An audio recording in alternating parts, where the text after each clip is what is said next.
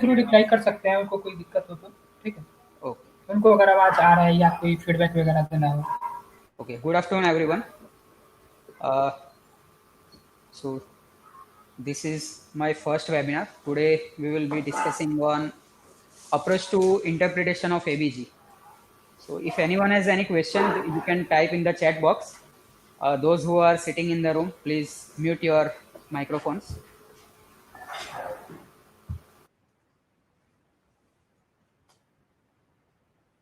So why ABG is important? Because 9 out of 10 patients in ICU would have some sort of other acid-base disorders. So I will be discussing structured approach to the identification of acid-base disorder based on well-defined rules that applies to ABG and electrolyte measurement. So before proceeding to the ABG interpretation, let's understand the basic approach of analysis of ABG. So there are three kind of main approaches. Everyone is getting voice? તમને તો ખબર એકાદ જણ headphone લગાડીને બેઠો. So first approach which we will be discussing in detail is physiological approach, Henderson-Hasselbalch equation, that is traditional approach. Second one is base difference approach. And third one is physiochemical approach, that is known as Stewart approach, which is based on strong ion difference, which we will be discussing in brief in the last.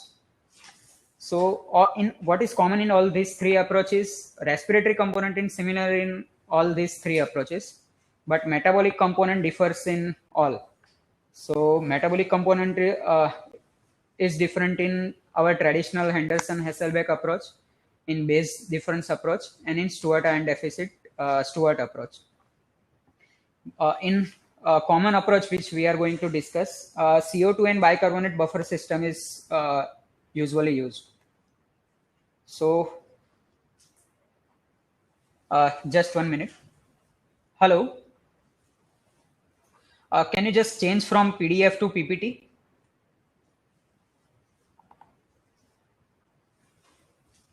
Just 1 minute. Hello. Hello, sir. PPT not uploaded. Only PDF format available there. Okay, only PDF is there. Yes. Fine. So what to look in the ABG before going to interpretation? What are we looking at? So what is the first thing we look in the ABG? Mehul? So first thing we will look at pH, PO2, PCO2 and bicarbonate. Okay.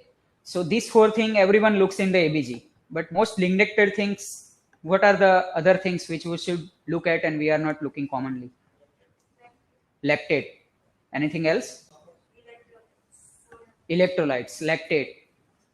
Anything else? You can see my slide on the screen. So it's already mentioned. So pH, PCO2, PO2 bicarbonate, saturation of oxygen. This is the first thing you should look at. Second thing you should look at is electrolyte and lactate. Third thing you should look at is ionized calcium. Fourth thing you should look at is hemoglobin. Hemoglobin level, if your ABG is giving hemoglobin report.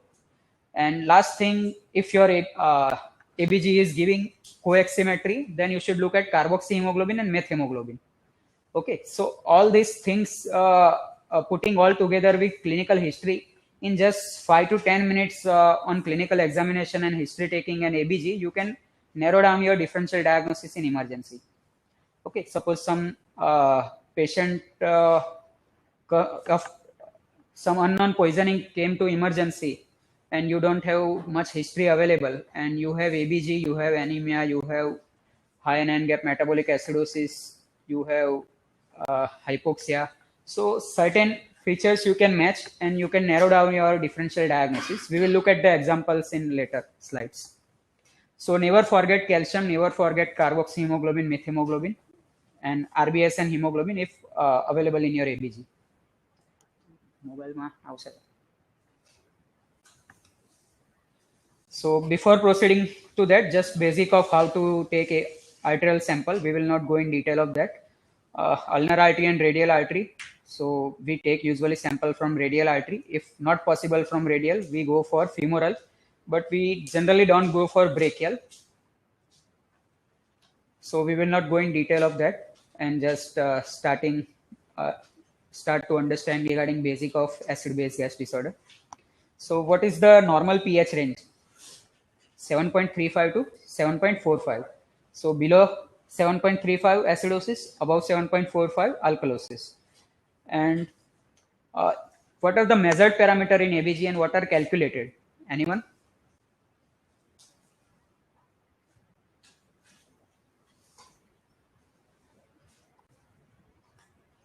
So measured parameters, anyone can tell? Madhav, what are the measured parameter in ABG and what are the calculated? So what is the actual which ABG machines measures and which things machine calculates? Bicarbonate is a calculated parameter. So pH, PO2, PCO2, these are measured parameters, and bicarbonate is calculated from that. So how does it calculate? So let's look at that. It calculates with Henderson-Hasselbalch equation. So this is not clear in the slide, but I will dictate. H plus is equal to 24 into CO2 upon bicarbonate. Okay. So you get your bicarbonate level by putting your pH value and PCO2 value in this formula. So H plus value is in nano equilibrium. So it is quite small. So it is usually expressed as negative logarithm of pH.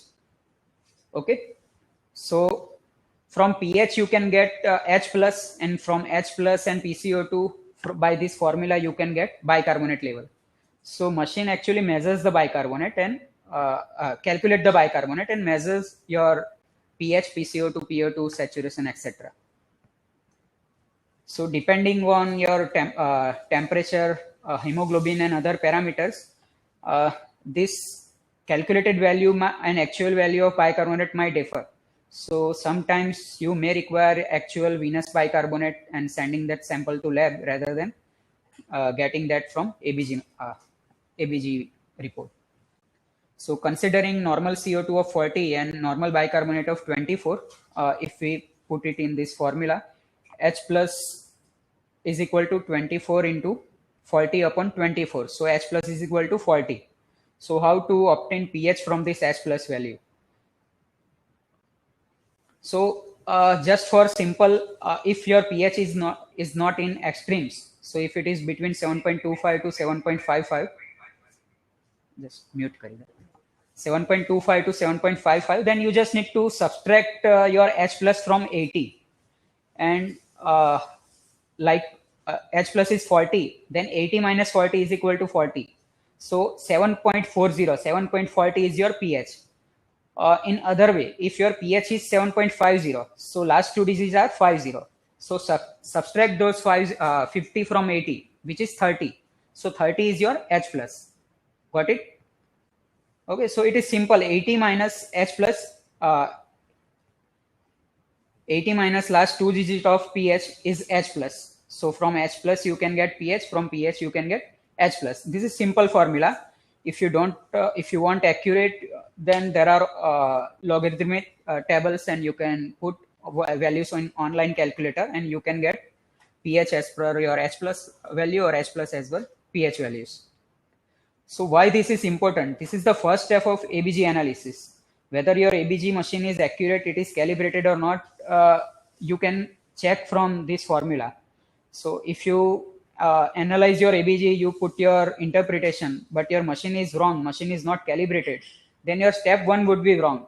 You are analyzing the wrong report. So you should confirm whether your report is right or wrong. That you can do by calculating your H plus from this formula and comparing your measured calculated pH with actual pH in ABG machine. So now this is the table showing H plus value at different pH. You don't need to remember that. This is normal blood gas value. I think everyone knows that. We will not go in detail.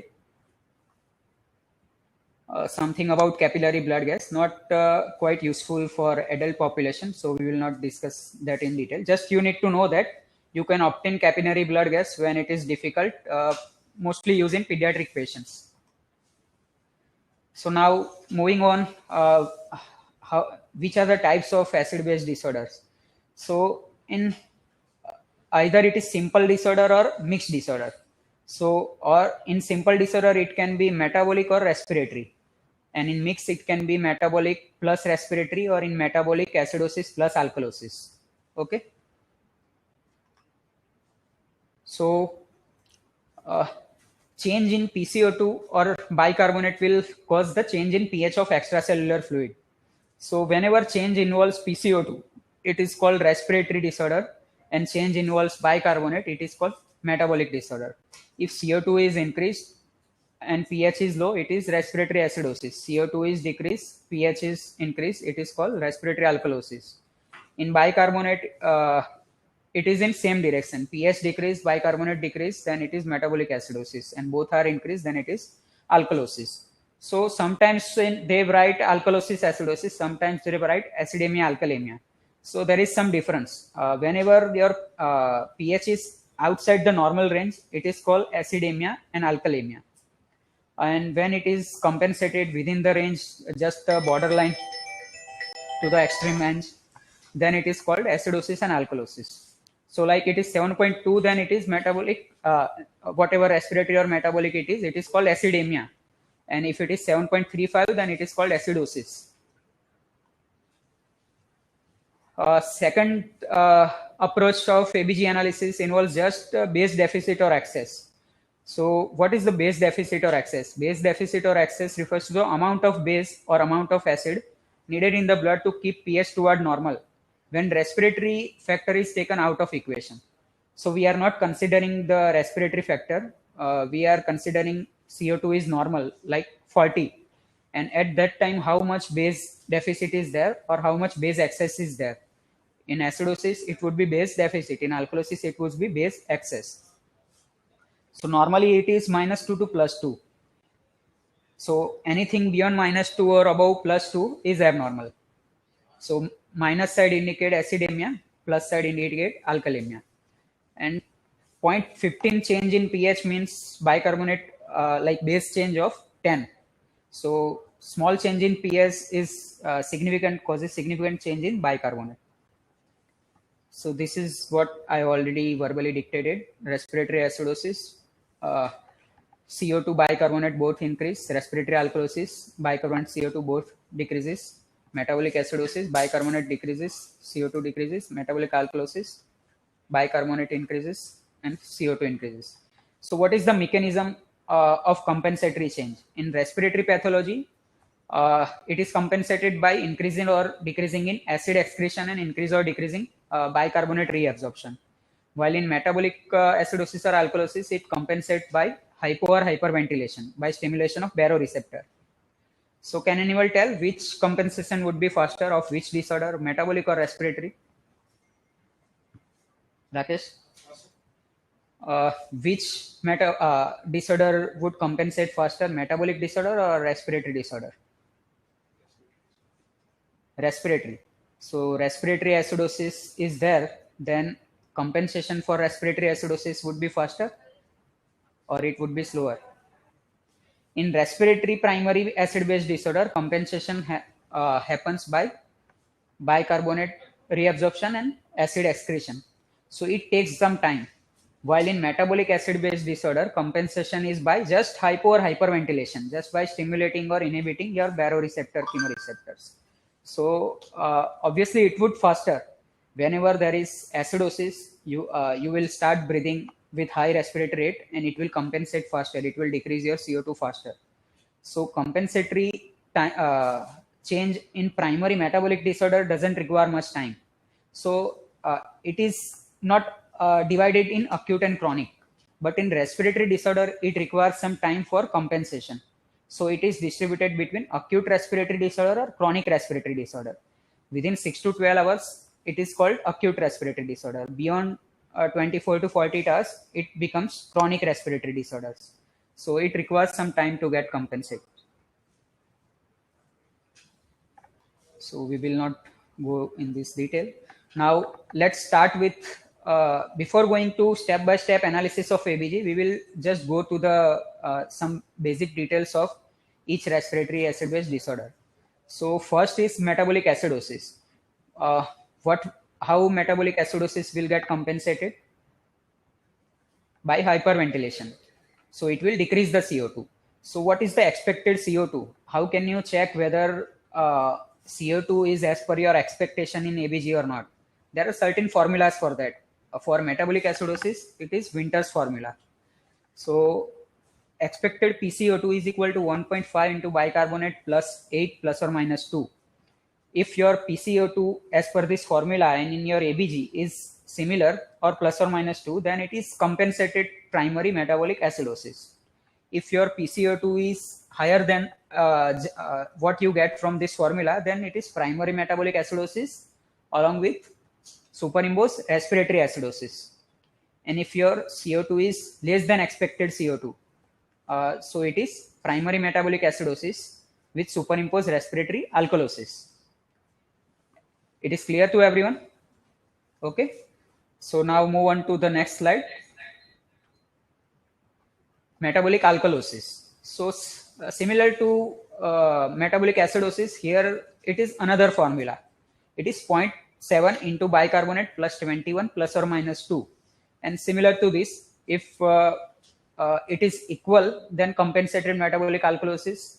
If CO2 is more, then it is superimposed acidosis. Is low, then superimposed respiratory alkalosis.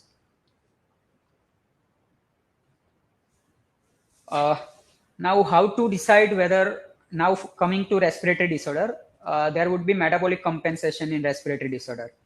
So, as I have told, compensation begins to appear in 6 to 12 hours and fully developed after few days. So, how can we decide it is acute or chronic without knowing the clinical history? Obviously, clinical history is very important, but whenever your patient is drowsy, you don't have any history and you just get the ABG, then you should make out whether it is acute disorder or chronic disorder. So delta H plus upon delta PCO2 helps to classify between acute and chronic respiratory disorder. So what is delta H plus? Delta H plus means normal H plus, gap between normal H plus and H plus obtained from your ABG. And delta CO2 is normal CO2, which is 40, normal H plus. What is normal H plus? What is normal pH? 7.4. So 80 minus 40 is 40. So 40 is normal H plus. So 40 minus whatever H plus you get from ABG divided by difference in CO2. 40 minus whatever CO2 you get in ABG. If it is higher, then your CO2 minus 40. If it is lower, then 40 minus your CO2. Okay, so delta H plus upon delta CO2, if it is more than 0.8, it is acute respiratory disorder. If it is 0.3 to 0.8, it is acute and chronic. And if it is less than 0.3, then it is chronic. So no need to mug up these things. Just understand the basic. What I have told, respiratory disorder takes time to get compensated. So before compensation, what happens? pH is usually abnormal, quite abnormal. So pH is quite abnormal, mean your delta H plus would be higher side. So delta H plus would be higher side. It means in acute disorder, it would be, ratio would be on higher side. Okay. So more than 0.8 means your pH is quite abnormal. So delta pH is high. So delta H plus is high. So it is delta H plus upon delta CO2 more than 0.8 is acute. While what happens in chronic, pH usually get normalized. Rather than 7.2 after 2 days, it would be 7.35 or 7.3. So change would be narrow. So delta H plus would be low. So your delta H plus upon delta CO2 would also be low. So less than 0.3, if you get it, then it is chronic disorder. So this is simplest way. If you don't know the clinical history, this is very simple way. And you can just remember the principles rather than mugging the formula. Okay. Now coming to acute respiratory disorder, acidosis as well as alkalosis. We won't remember this formula, just remember these things and everything in the end would be more clear to you. Right now, if you are reading for the first time, it would look little difficult to remember. So every one change in PCO2 will produce change in pH of 0.008 unit. This is for acute respiratory disorder, whether it is acidosis or alkalosis. If it is acidosis, then you have to subtract your expected pH from 7.4, and if it is alkalosis, you have to add the pH because pH would be on higher side in alkalosis. So any one change in PCO2 change the pH by 0.008, and in chronic one change in pH, one change in PCO2 produce change in pH of 0.003. Okay, so by putting these values in formula, you can get expected pH, and from expected pH you can get H plus value as well, and from H plus you can get bicarbonate. So rather than remembering this complicated formula of pH, just remember simple thing. For every 10 millimeter of mercury rise in CO2 in acute respiratory disorder, there would be 1 MEQ increase in bicarbonate for respiratory acidosis, and 2 MEQ increase in 2 decrease in bicarbonate, 2 MEQ decrease in bicarbonate for alkalosis. Okay, and if it is chronic, then it is 4 for both. 4 bicarbonate you have to should increase for every 10 millimeter of increase in CO2, and 4 bicarbonate levels should be decreased from normal for every 10 millimeter of decrease in CO2. So more we get to real example, it would be clear to you. So supposedly your CO2 is 60. What is the difference between normal CO2? 20.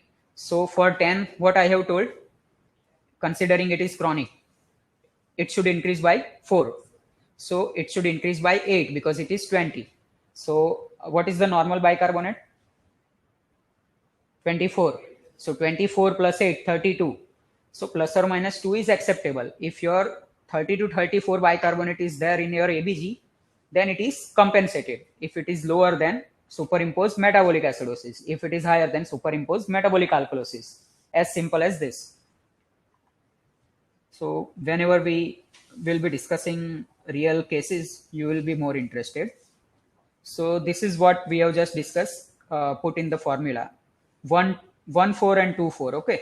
In acidosis, it is 1, 4 acute and chronic. In alkalosis, it is 2, 4 acute and chronic. So in chronic, it is same for both. In acute, more increase in bicarbonate in alkalosis than in acidosis. So just look at all these formulas because you need to be oriented with this formula when we discuss the live cases. So first is H plus Henderson-Hasselbalch equation. H plus is equal to 24 into CO2 upon bicarbonate. Then Winter's formula for metabolic acidosis. Expected CO2 is equal to 1.5 into bicarbonate plus 8 plus or minus 2. Then formula for metabolic alkalosis. Expected PCO2 is equal to 0.7 into bicarbonate plus 21 plus or minus 2. Then for respiratory disorder, we have already discussed this. 1424 or 0.008 for acute and 0.003 for chronic. This is for pH. And for acute and chronic or chronic, delta H plus upon delta CO2. Less than 0.3 chronic, more than 0.8 acute, in between acute and chronic. Race formulas we will be discussing in upcoming slides, but just remember the name: strong ion deficit, anion gap, delta gap. This all things is, and urinary anion gap. This is important. So we have discussed simple acid-base disorder, which includes metabolic compensated metabolic acidosis, alkalosis, respiratory acidosis, respiratory alkalosis. All those are in isolated. So now if all these are mixed together, then how to analyze that? We will be discussing that. It is called mixed acid-base disorder. And whenever you get normal pH, it means that there is mixed acid-base disorder, because in simple acid-base disorder, body compensatory mechanism is not that much strong that it can normalize the pH. So pH would not be absolutely normal. pH would be deviated below 7.5, 7.35 or above 7.45. So if it is normal, then consider it might be mixed acid-base disorder. So just revise the thing: metabolic acidosis, everything decreased; metabolic alkalosis, everything increased; acute respiratory acidosis, pH decrease and CO2 bicarb increase. Acute respiratory alkalosis, pH increase and CO2 in bicarbonate decreases.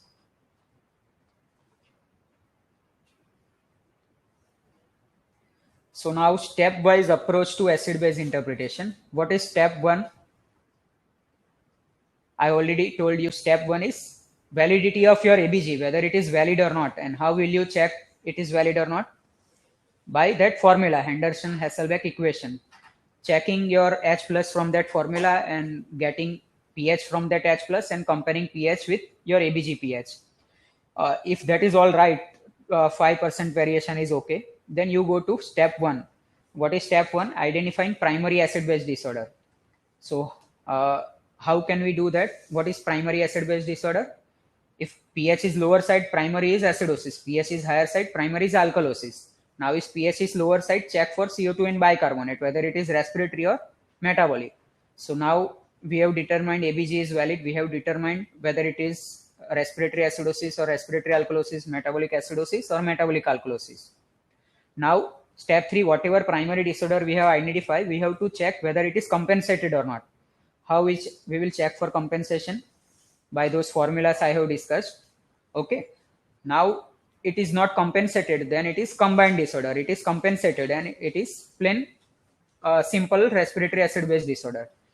But how you can identify whether your analysis has ended here or you should do further?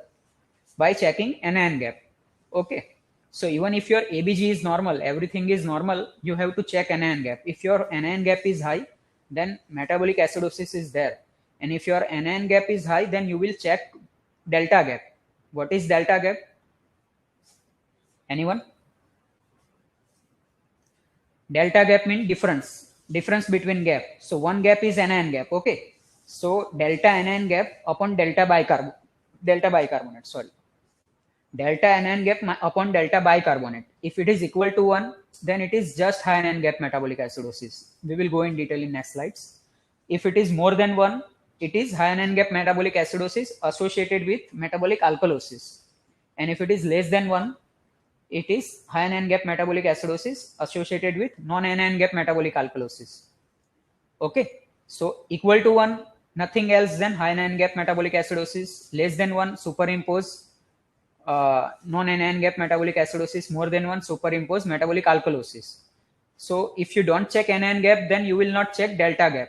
So you have to check anion gap in all ABG. If anion gap is high, you have to check delta gap in all ABG. So here our final step completed, and further microscopic analysis we will be discussing during examples. So these things we have already discussed. We will go directly to delta gap and anion gap.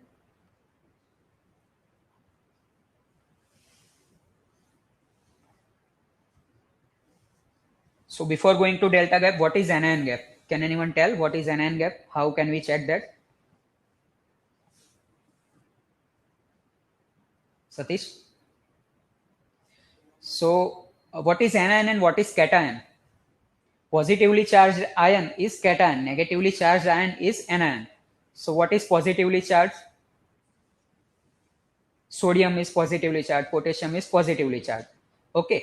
And chloride and bicarbonate are negatively charged. Okay. So sodium minus chloride plus bicarbonate. Okay. Chloride plus bicarbonate and sodium. Difference between that is anion gap. We can add potassium as well. Then value of anion gap would be different. If we consider sodium minus chloride plus bicarbonate, then normal anion gap is around 12. If we consider sodium plus potassium minus chloride plus bicarbonate, then normal value of anion gap is 8 plus or minus 10. Okay, so 10 plus or minus 2 if without potassium, 8 plus or minus 2 with potassium. Okay, so what we measure is actual anion and cation which we know. There are many other anion and cation which we don't know or not in excess quantity in normal circumstances. But if they increase in abnormal circumstances, then your anion gap would increase. And as why anion gap has increased will narrow down your differential diagnosis. We will come to those examples. So anion gap is estimate of relative abundance of unmeasured anion. So if anion gap is high, it means unmeasured anion are high in body. So negatively charged unmeasured ions are high in body. Why it is high? It can be high either due to accumulation of non-volatile acid like lactic acid, or due to net loss of bicarbonate, that is diarrhea. So measuring the anion gap, as we have discussed, sodium minus chloride plus bicarbonate is normal anion gap. We can include potassium in that. And most of the anion gap difference is due to albumin. Okay. So if your albumin is decreased, then your anion gap you measure from this formula would be false low. So most of our ICU patients are critically ill and they have low albumin. So you have to correct this formula, correct your obtained anion gap with albumin correction. So how to do that? We will see in upcoming slides. So this is just review of the table. Which are unmeasured anion and which are unmeasured cation? Look at the left side. Albumin, organic acid, phosphate, sulfate, these are unmeasured anion. Total, if normally considering a usual value of all this unmeasured anion, total unmeasured anion would be 23 milliequilibrium. And unmeasured cation would be calcium, potassium, magnesium. So total would be 11. So 23 minus 11, that is 12. Now, if albumin is decreased by 50%, so your anion gap would be decreasing to 4, that is decrease in anion gap by 75%. So you can see if you don't apply the albumin correction, then your anion gap would be falsely low. So ABG, seemingly normal ABG, normal anion gap ABG, if you correct for albumin, it would be high anion gap ABG. Okay, so always look at the albumin before interpretation. So what is the formula for that? Adjusted anion gap is equal to observed anion gap plus 2.5 into 4.5 minus measured albumin. So 4.5 considering normal albumin level. This is data is obtained from Western population. Our Indian population, we would not expect, most of the population would not have albumin above 4. So we will keep it 4. Okay. So observed anion gap plus 2.5 into 4 minus measured albumin. Okay, so if your albumin is 2.5, then 4.5 minus 2.5 is 2. 2.5 into 2 is 5.0. So whatever anion gap you obtain from your previous formula, sodium minus chloride plus bicarbonate, you have to add 5 in that. That is your adjusted anion gap, adjusted for low albumin. And if it is high, then 12, then it is high anion gap metabolic acidosis. Even if your previous anion gap was 10, but corrected for albumin is 10 plus 5, 15, then it is high. Any confusion?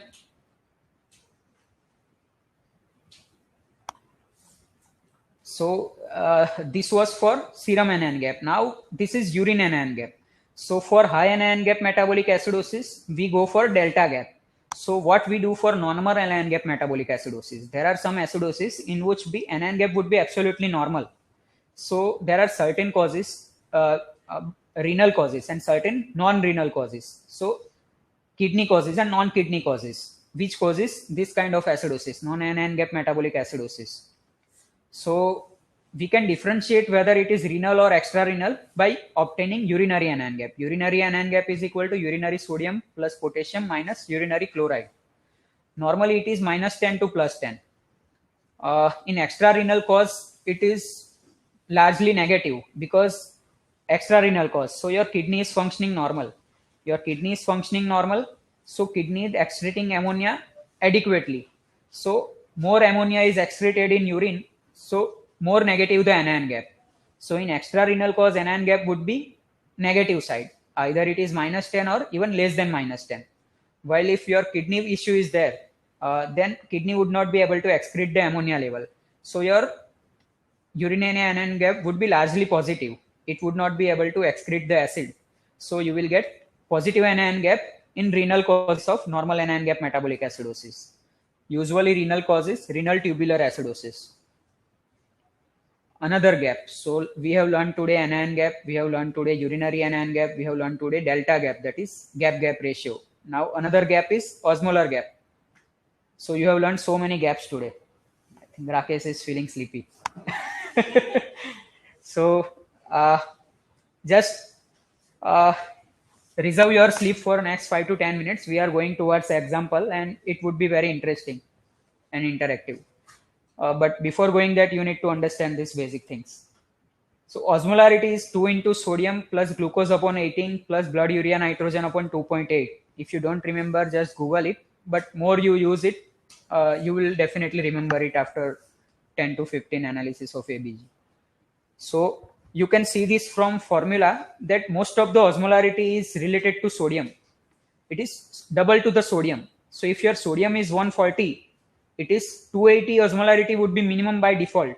So blood urea nitrogen is usually below 3. So contribution of blood urea nitrogen would not be more than 1 maximum. Glucose is hardly above 200. So contribution of glucose would not be more than 10. So combining glucose and blood urea nitrogen, it would not be more than 10 to 12. So whatever osmolarity you are getting is usually due to sodium. So just if your sodium is high, you can guess your osmolarity is high. And this formula just measure the osmolarity from sodium, glucose, urea. But some other solutes than sodium, glucose, urea which are present in excess amount, then actual osmolarity would be higher than this calculated osmolarity. Like some patient with ethanol poisoning, methanol poisoning, ethylene glycol poisoning, some patient who has received glycerol or menthol in excess amount, or some patient with CKD who is generating another osmotically active compounds, then it would raise your osmolarity. So mostly in poisoning patient, alcoholic patient, we can if we have high anion gap acidosis and we calculate osmolarity and we send measured osmolarity in laboratory, and if osmolar gap is more than 10, then we can get that one of the reason is there for causing this high anion gap metabolic acidosis in this patient. So in poisoning patient, you should check for osmolar gap as well. Normal gap is up to 10 milliosmol per kg of water. If it is more than 10, then there must be some reason among this. Or you just need serum osmolarity. Plasma osmolarity તું ફોર્મ્યુલાથી check કરી શકે, અને serum osmolarity માટે તારે લેબોરેટરીમાં મોકલી દેવાનું, જેવી રીતે યુરિન મોકલીએ છીએ, અને બંનેનો ડિફરન્સ જોઈ લેવાનો. પણ એ લિમિટેડ સબસેટમાં, જેમાં હાઈ એનએન ગેપનો એસિડોસિસનો તને કોઈ કારણ નહીં મળે અને તું સસ્પેક્ટ કરે કે આને માનિટોલના લીધે છે, આલ્કોહોલના લીધે છે, ત્યારે મોકલી શકે. આપણે ત્યાં સીરમ ઓસ્મોલારિટી થાય. ડાયરેક્ટ સ્ટેમ્પમાં તો આલ્કોહોલ લેવલ મોકલવાનું. આ તો તને આઈડિયા આવે ને, જે ઇઝી વે છે એ આપણે જોઈએ ને, પેલું આલ્કોહોલ લેવલ બધામાં ના મોકલીએ. So just looking at this chart, going more into the biochemistry, how metabolic acidosis occurs. So basic is increase in acid or decrease in alkali causes metabolic acidosis. How increase in acid occurs? Administration of exogenous acid. બહારથી આપણે કશે acid આપી દીધું કે પછી એન્ડોજીનસ acid વધી ગયા. What are endogenous acid? Either keto acid or lactic acid. Okay, in keto acid it is due to starvation, alcoholism or diabetic ketoacidosis. Lactic acidosis can be due to hypotension, hypoperfusion, sepsis, any other reason, or gut sepsis, bacterial translocation, bowel ischemia. Okay, and exogenous acid would be due to salicylate poisoning, alcohol poisoning, or બહારથી acid આપી દીધું, આવું કંઈ બી થયું તો acidosis થશે. અને bicarbonate ઓછું થયું, ઓછું કેમ થયું? ડાયરિયામાં, એટલે લોસ ઓફ બાયકાર્બોનેટ. ગટમાંથી થાય કે કિડનીમાંથી થાય, બેમાંથી કોઈ બી જગ્યાએથી બાયકાર્બોનેટ વધારે ગયું તો એસિડોસિસ થશે. Okay,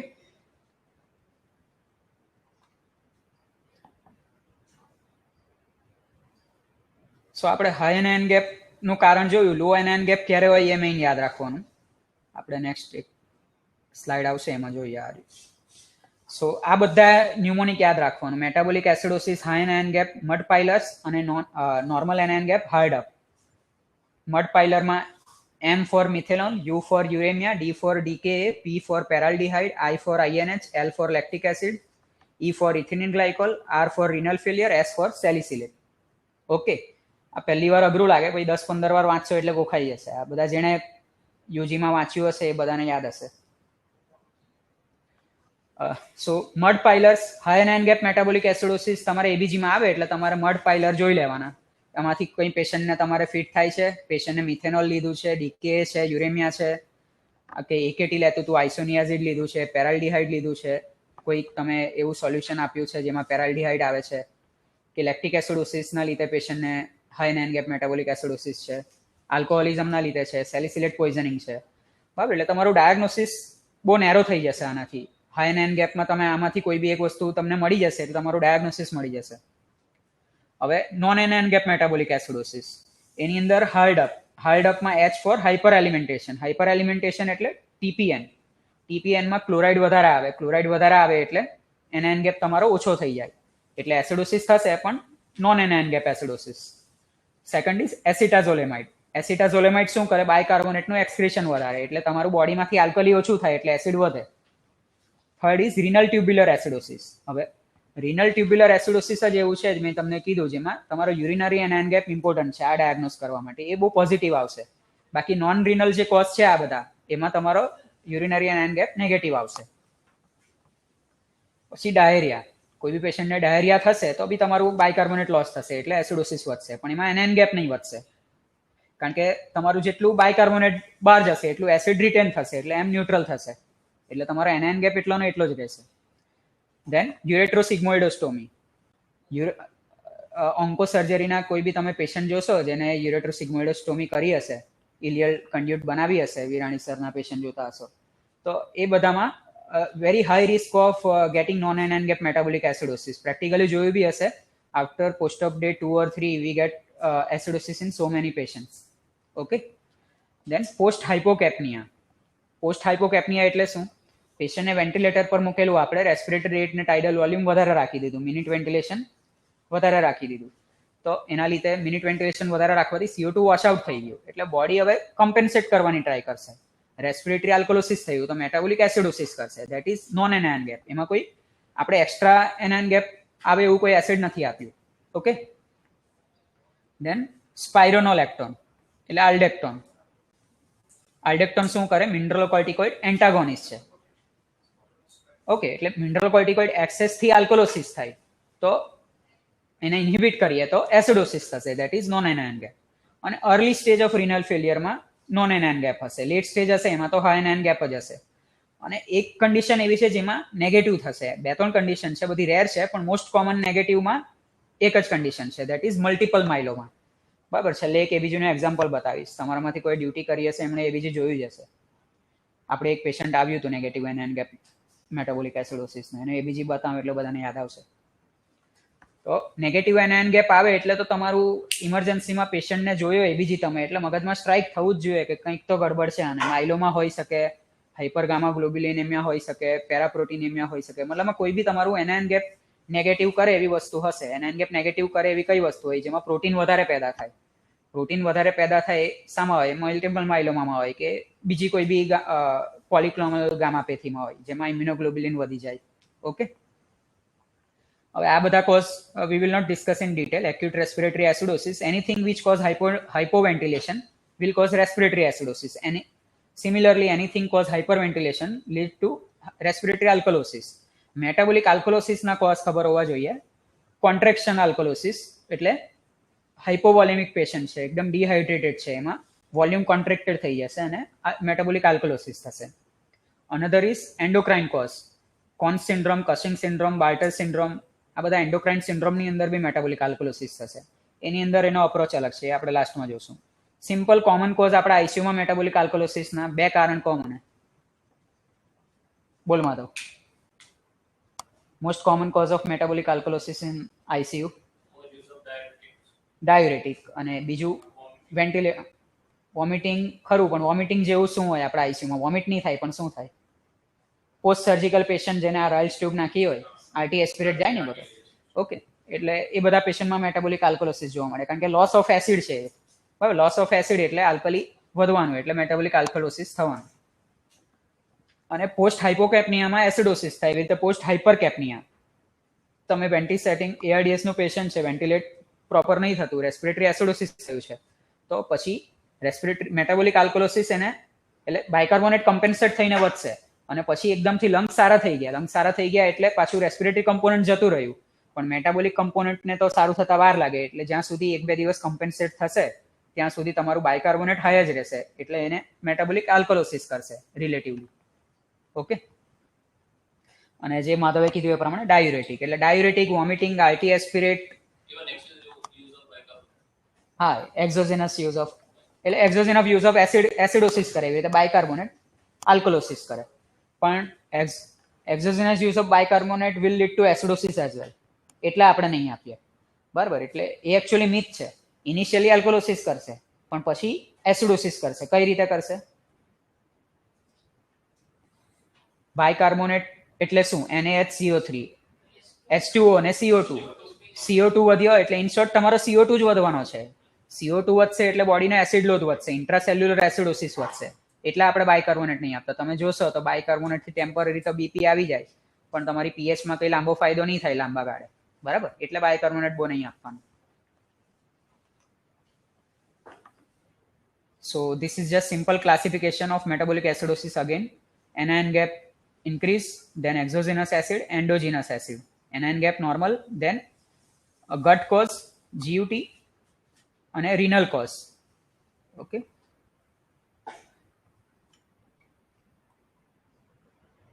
So we will not go in these details. Delta gap we have already discussed. Anion gap -12 upon 24 into bicarb. Okay. એટલે મેઝર્ડ એનાયન ગેપ -12 અને 24 માઇનસ બાયકાર્બ, એટલે 12 normal anion gap ગણ્યું, 24 normal bicarb ગણ્યું. એનો ratio એ gap ratio જે આપણે જોઈ લીધું. 1 હોય તો નોર્મલ, 1 થી વધારે હોય તો આલ્કલોસિસ છે સાથે, 1 થી ઓછું છે તો નોન એનાયન ગેપ એસિડોસિસ છે સાથે.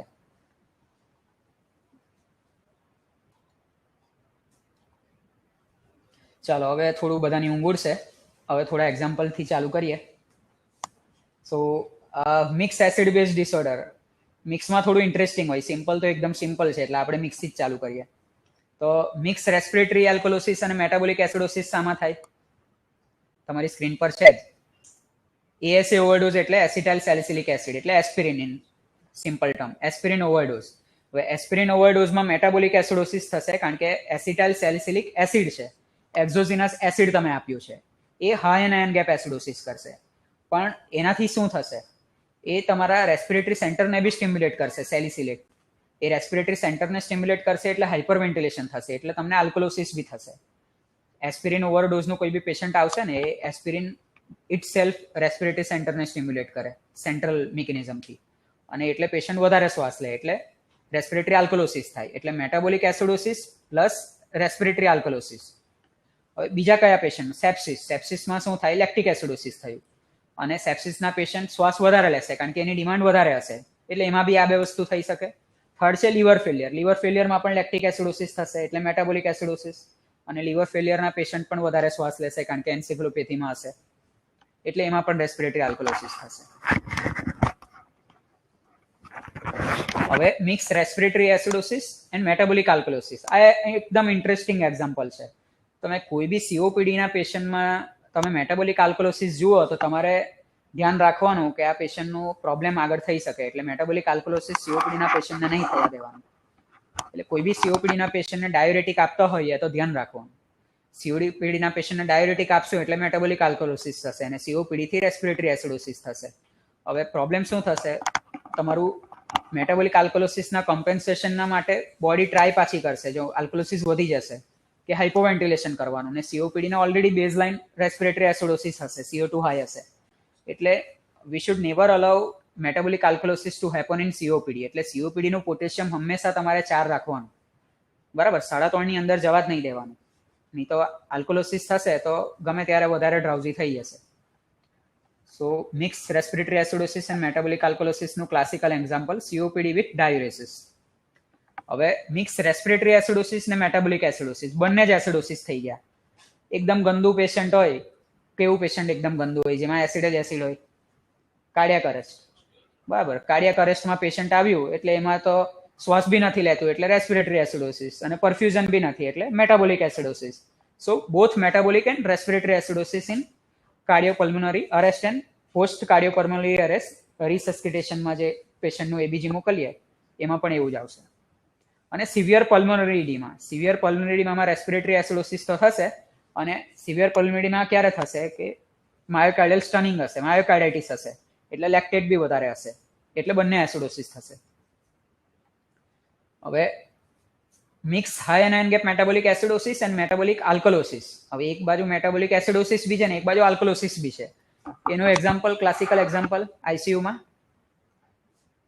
ડીકે નું પેશન્ટ આવે, એમાં હાઈ એનાયન ગેપ કે સેપ્સિસ નો પેશન્ટ આવે અને વોમિટિંગ બહુ વધારે કરતું હોય. હવે હમણાં એક પેશન્ટ છે આપણું બોવેલ ઓબ્સ્ટ્રક્શન, જો એ સેપ્સિસમાં જશે લેક્ટેટ વધશે એનું, બરાબર, એટલે લેક્ટિક એસિડોસિસ થશે. અને બોવેલ ઓબ્સ્ટ્રક્શન છે અને વોમિટ કરશે, બહુ વોમિટ કરશે, એટલે તમારું એસિડ અહીંયાથી બી જશે, એટલે ક્લોરાઇડ લેવલ બી ઓછું થશે, એટલે આલ્કલોસિસ થશે. હવે આ બધી વસ્તુ કેવી રીતે ખબર પડે તમને? તમે ડેલ્ટા ગેપ ને એનાયન ગેપ જુઓ તો તમે ખાલી પીએચ, PCO2 ને બાયકાર્બોનેટ જોઈને એબીજી ડિસાઇડ કરો તો you can not diagnose all this things. હવે if you can diagnose all this things then you can get that આ વોમિટિંગ થાય છે સિગ્નિફિકન્ટ છે, બોડીનો એસિડ બેઝ બેલેન્સને બી ડિસ્ટર્બ કરે છે, એટલે એને ટ્રીટ કરવાની જરૂર છે. સો ક્લિનિકલી સિગ્નિફિકન્ટ છે, તમને ખબર પડે આનાથી. So normal pH, decrease in CO2, decrease in bicarbonate, respiratory alkalosis, metabolic acidosis, normal pH, increase in CO2, increase in bicarbonate, એટલે respiratory acidosis, metabolic alkalosis, અને બધું જ નોર્મલ હોય તો metabolic acidosis, metabolic alkalosis. Okay, એટલે normal ABG એટલે normal એવું નહીં હોય, એનાયન ગેપ જોવાનો એમાં. એનાયન ગેપ જોશો તો તમને ખબર પડશે, હાઈ છે તો મેટાબોલિક એસિડોસિસ છે, ડેલ્ટા ગેપ હાઈ છે તો મેટાબોલિક આલ્કલોસિસ બી છે. So let's start with example. 27-year-old male with polyuria and polydipsia for 1 week and intractable vomiting for 4 days. Today he is critically ill with temperature of 104 degrees Celsius. ABG pH 7.50, PCO2 7.26, PO2 100, sodium 150, chloride 100, potassium 3.8, bicarbonate 20, and 650 is blood sugar. So NN gap already. હવે step 1 આપણે સ્ટેપથી ચાલુ કરીએ તો બરાબર. Step 1 શું છે? ચાલો બધા કેલ્ક્યુલેટર કાઢો. હવે આનું H પ્લસ કેલ્ક્યુલેટ કરીને આપો મને. 24 into CO2 upon bicarbonate, બરાબર. 24 into CO2 એટલે 24 into 26. 24 into 26 કેટલું આવે છે?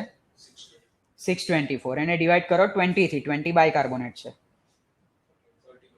31. હવે 31 80 માંથી માઇનસ કરી દો, 49 થયું. એટલે 7.49 pH હોવું જોઈએ, બરાબર. આ 7.5 છે એટલે એટલું વેરિએશન ચાલે, બરાબર. એટલે તમારું એબીજી વેલિડ છે, એબીજીમાં કોઈ ભૂલ નથી. ખબર પડી ગઈ? ઊંઘમાંથી ઉડી ગયા બધા? તો એબીજી વેલિડ છે. હવે સ્ટેપ 2 શું આવ્યું? એસિડોસિસ છે કે આલ્કલોસિસ છે? પીએચ કઈ બાજુ છે? એટલે આલ્કલોસિસ છે. હવે કયું આલ્કલોસિસ છે? બાયકાર્બ તો ઓછું છે, CO2 ઓછું છે, બંને ઓછું છે, એટલે શું આવશે? રેસ્પિરેટરી આલ્કલોસિસ, બરાબર. હવે રેસ્પિરેટરી આલ્કલોસિસ નું કમ્પેન્સેશન છે કે નહીં? જો પીએચ બહુ વધારે છે એટલે આપણે પેલો delta H plus upon delta CO2 એ બધું રેશિયો અત્યારે નહીં ગણીએ, પણ સિમ્પલ બેઝિક આપણે સમજી લઈએ કે પીએચ એબનોર્મલ છે એનો મતલબ અક્યુટ હશે. અક્યુટ હશે તો તમારું બાયકાર્બ કેટલું ઘટવું જોઈએ? 14 જેટલું CO2 ઘટ્યું, આપણે 15 CO2 ઘટ્યું ગણી લઈએ, બરાબર. તો 10 CO2 ઘટે તો બાયકાર્બ કેટલું તમારું ઘટવું જોઈએ? 10 ઘટે તો તમારું 1 ઘટવું જોઈએ, બરાબર. સોરી, આલ્કલોસિસ છે ને, 10 ઘટે તો 2 ઘટવું જોઈએ, અને તમારું 15 ઘટ્યું છે તો 3 ઘટવું જોઈએ. તો 24 ગણીએ તો 21 થવું જોઈએ. આ 20 છે એટલે મતલબ નોર્મલ બી ગણી શકો, કમ્પેન્સેટેડ રેસ્પિરેટરી આલ્કલોસિસ બી ગણી શકો, કાં તો કમ્પેન્સેટેડ રેસ્પિરેટરી આલ્કલોસિસ નહીં ગણો તો સાથે મેટાબોલિક એસિડોસિસ ગણવું પડે. અત્યારે આપણે ગણી લઈએ, એકનો ફરક છે, ડિસ્કાઉન્ટ આપી દઈએ. કમ્પેન્સેટેડ રેસ્પિરેટરી આલ્કલોસિસ છે. પણ હવે અહીંયા અટકી જવાનું કે આગળ જોવાનું આપણે કંઈ? તો હવે આ આપણે નહીં જોતો તો આપણે અહીંયા અટકી જતે. આપણને એમ કે ભાઈ નોર્મલ છે, પણ પેશન્ટ તો નોર્મલ નથી. પેશન્ટને 104 ફીવર છે, વોમિટિંગ આટલા દિવસથી થાય છે, આટલું હાઈ શુગર છે, પોલિયુરિયા અને પોલિડિપ્સિયા છે. તો હવે આ બધુંને કોરિલેટ કરીએ. હવે એનાયન ગેપ આપણે ગણીએ. Anion gap sodium plus potassium minus chloride plus bicarbonate. પોટેશિયમને નહીં ગણીએ આપણે તો 150 માઇનસ 130 એટલે 20. અરે 150 માઇનસ 120 એટલે 30, બરાબર. એટલે 30 એનાયન ગેપ થયો એટલે હાઈ થયો. હવે આપણે ડેલ્ટા ગેપ ગણવાનો. ડેલ્ટા ગેપ માટે ડેલ્ટા એનાયન ગેપ ગણીએ પહેલા. ડેલ્ટા એનએન ગેપ 30 માઇનસ 12 એટલે 18 અને ડેલ્ટા બાયકાર્બ એટલે 24 માઇનસ 20 એટલે 4 18/4 એટલે મોર ધેન 1 બરાબર. એટલે 3 વસ્તુ થઈ. એક તો રેસ્પિરેટરી આલ્કલોસિસ, બીજું થયું high anion gap metabolic acidosis અને ત્રીજું થયું મેટાબોલિક આલ્કલોસિસ. ઓકે, હવે આ 3 વસ્તુ કઈ ક્લિનિકલ કન્ડિશનમાં ફિટ થાય છે? આ પેશન્ટનું ડાયગ્નોસિસ ઓન ધ સ્પોટ તમે એબીજી અને હિસ્ટ્રી પરથી ઇમરજન્સીમાં કહી શકવા જોઈએ. હવે આ તમે શીખી ગયા હો તો બોલ રાકેશ. ડીકે બરાબર. સુગર આટલું હાઈ છે, high anion gap metabolic acidosis, young male છે બરાબર, એટલે ક્લાસિકલ છે. એલ્ડરલીમાં યુઝ્યુઅલી ડીકે ના થાય, એમાં એચએસએસ થાય, એમાં એસિડોસિસ નહીં થાય. ત્યારે યંગ પેશન્ટમાં જ ડીકે થાય બરાબર. પોલીયુરિયા પોલીડિપ્સિયા બી છે, એ બી બધી હાઇપરગ્લાયસીમિયાની ડાયાબિટીસની સાઇન છે. એટલે એને અનકન્ટ્રોલ ડાયાબિટીસ હશે અને પછી ડીકેમાં થયું એટલે પેશન્ટે પ્રેઝન્ટ કર્યું. Okay, so DK, vomiting, sepsis. Sepsis, high anion gap metabolic acidosis, પેશન્ટને વોમિટિંગ છે અને ફીવર છે એટલે સેપ્સિસ બી હશે, આપણે કન્સિડર કરી દઈએ બરાબર. ડીકે યુઝ્યુઅલી પ્રિસિપિટેટિંગ ફેક્ટર શું હોય? યુઝ્યુઅલી સેપ્સિસ થાય તો યુઝ્યુઅલી ડીકે થાય, બાકી નોર્મલી નહીં થાય. એટલે કંઈ ટ્રિગર તો હોવું જોઈએ. હવે second example, 25-year-old female admitted 6 hours ago with DKA. Initial pH was 6.9 with PCO2 of 10 and bicarbonate 2.4. હવે તમે બધા બહુ મહેનત કરી, ઇમરજન્સી વાળાએ ઇન્સ્યુલિન આપ્યું, નોર્મલ સલાઈન બહુ આપી, બહુ ફ્લુઇડ આપ્યું, 3-4 લીટર બોલસ ગયું ને આઈસીયુમાં પેશન્ટ આવ્યું. આઈસીયુમાં આવ્યા ને 2-1 કલાક પછી આપણે એબીજી પાછું મોકલ્યું. તો હવે એબીજીમાં આવ્યું 7.25 pH, PCO2 23, sodium 140, chloride 110, bicarbonate 10. તો એનઆઈન ગેપ 140 માઇનસ 120 એટલે 20 છે બરાબર. એબીજીની વેલિડિટીને બધું આપણે અઝ્યુમ કરીએ છીએ કે કરી દીધું છે બરાબર. એમ તમારે તો નોર્મલી તો કરવાનું છે. હવે ખાલી અન્ડરસ્ટેન્ડિંગમાં આપણે રાખીએ કે જોઈ લીધું છે. તો હવે શું થયું? પીએચ ઓછી છે એટલે એસિડોસિસ છે. હવે પીએચ ઓછી છે, બાયકાર્બ બી ઓછું છે અને CO2 બી ઓછું છે એટલે મેટાબોલિક એસિડોસિસ છે. હવે કમ્પેન્સેટેડ છે કે નહીં? બધા કેલ્ક્યુલેટર ખોલો, વિન્ટર ફોર્મ્યુલા નાખો. 1.4 ઇન્ટુ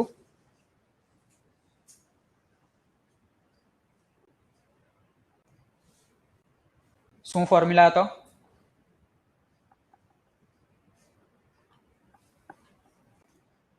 માધવ, શું ફોર્મ્યુલા હતો? ઊંઘી ગયો.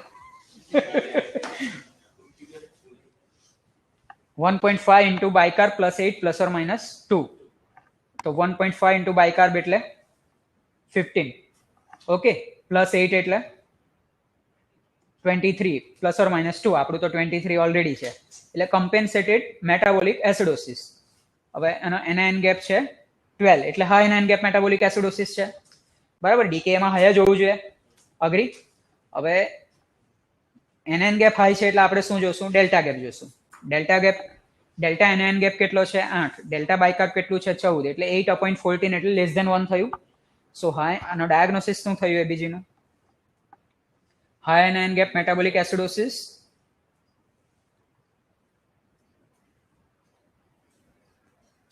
and hyperchloremic એટલે non anion gap metabolic acidosis with adequate respiratory compensation. Okay, એટલે મેટાબોલિક એસિડોસિસમાં હાઈ anion gap બી છે અને નોર્મલ anion gap બી છે. હાઈ anion gap શાના લીધે છે? ડીકે ના લીધે. નોર્મલ anion gap શાના લીધે છે? Very good, normal saline. એટલે હવે પોઈન્ટ આવી ગયો છે કે અટકી જાવ ભાઈ, બહુ સલાઈન આપી. હવે સલાઈન નહીં આપો, રિંગર લેક્ટેટ આપો કે પ્લાઝમા લાઇટ આપો. ડાયાબિટીક પેશન્ટ છે એટલે યુઝ્યુઅલી આપણે રિંગર લેક્ટેટ બી નહીં આપીએ, તો આપણે પ્લાઝમા લાઇટ આપી દઈએ એને બરાબર. કાં તો 0.45 સલાઈન આપી દો. સોડિયમ બહુ હાઈ હોય તો 0.45 આપો, નિયર બોર્ડર લાઇન હોય તો પ્લાઝમા લાઇટ આપી દો. સો ડેલ્ટા ગેપ તમે ચેક કરશો તો હવે તમારી ટ્રીટમેન્ટમાં એક વસ્તુ હવે તમે ચેન્જ કરશો, એ ફ્લુઇડ ચેન્જ કરશો. હવે એટલે કોઈ બી ડીકેનું પેશન્ટ હોય તો હંમેશા એનઆઈન ગેપ હાઈ હોય તો સાથે ડેલ્ટા ગેપ બી જોવાનું. એટલે એનાથી તમને ખબર પડશે તમારી ટ્રીટમેન્ટ વર્ક કરી, તમે કેટલું રિસેસ્સિટેશન કર્યું પેશન્ટને. એડિક્વેટ રિસેસ્સિટેશન કર્યું હશે વધારે પડતું તો તમારું નોન એનઆઈન ગેપ એસિડોસિસ થશે જ. ઓકે, હવે થર્ડ એક્ઝામ્પલ 72. હવે આપણે યંગ પેશન્ટમાંથી થોડા આપણા નોર્મલ પેશન્ટમાં આવી ગયા. 72-year-old male with peptic ulcer disease, vomiting for 2 weeks. On arrival in emergency tachycardia છે અને 60 સિસ્ટોલિક છે. 7 અને પીએચ એનો 7.4 PCO2 40 બાયકાર્બોનેટ 24 છે. તો હવે આ એબીજી નોર્મલ છે. પેશન્ટ નોર્મલ નથી, એબીજી નોર્મલ છે. એબીજી માં એબનોર્મલ શું છે? આ હાઇપોથેટિકલ એબીજી છે, પણ આવું આવી શકે એટલે તમને બતાવવા માટે રાખ્યું છે. નીચે થોડું જોયું 150 સોડિયમ છે. હું ક્વેશ્ચન કરું છું, આવે છે તમારા સાઈડમાં? ક્વેશ્ચન નથી આવતું. 150 એ સોડિયમ છે, 2.4 પોટેશિયમ છે, 86 ક્લોરાઇડ છે, 25 4 બાયકાર્બોનેટ છે. ઓકે, તો NN ગેપ આપણો કેટલો થયો? 40. Delta NN gap 28, delta bicarb 0. બરાબર, એટલે આ પેશન્ટને એક્ચ્યુઅલી મિક્સ ડિસઓર્ડર છે. મિક્સમાં શું છે? High NN gap metabolic acidosis અને metabolic alkalosis. NN gap metabolic acidosis કેમ છે? શોર્ટના લીધે છે. ફ્રસ્ટ્રેશન થયું હશે. અને આલ્કલોસિસ કેમ છે? વોમિટિંગ ઓવર થઈ છે એટલે હંમેશા normal ABG is not a પેશન્ટને જોવાના. પેશન્ટ તમારી હંમેશા તમે તો સર એબીજી તો નોર્મલ જ છે એવું નહીં, સાથે બીજું બધું જોવાનું.